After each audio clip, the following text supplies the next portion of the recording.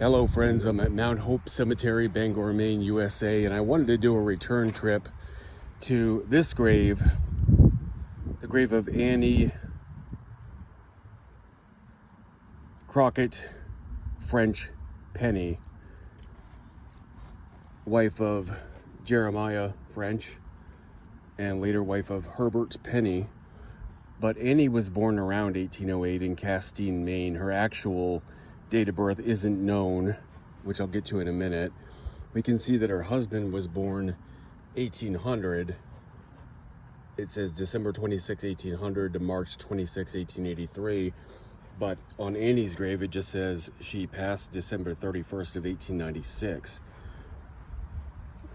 Doing a little bit more research, Annie did invent the wreath holder for graves, which, as in the first video I went over, you can see the wreath, but she had a much more interesting life beyond that too.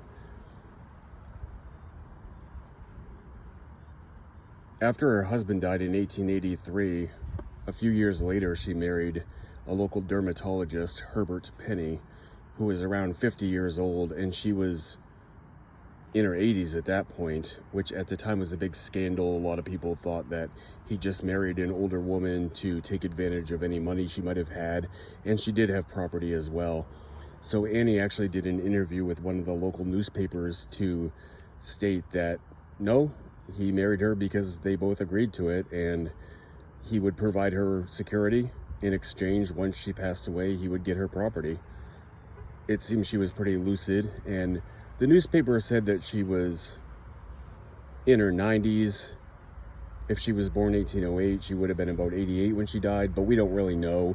It also said in the same interview that she never told people how old she actually was, so she may have well been in her 90s. They were just kind of going off her appearance, but they said even for an elderly woman, you could still tell that she was beautiful in her youth.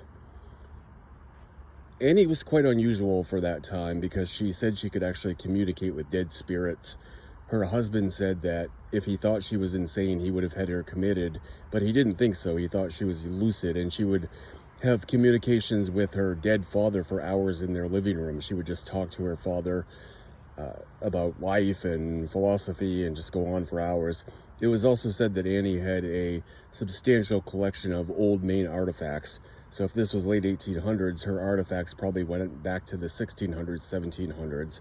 But regardless, you know, the more I delved into her life and history, the more I wanted to come back and make a second video on Annie, because it appears she was way ahead of her time, and I'm not sure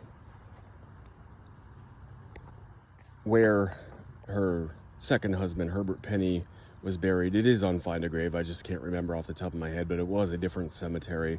So they had her buried with her first husband, Captain Jeremiah French here.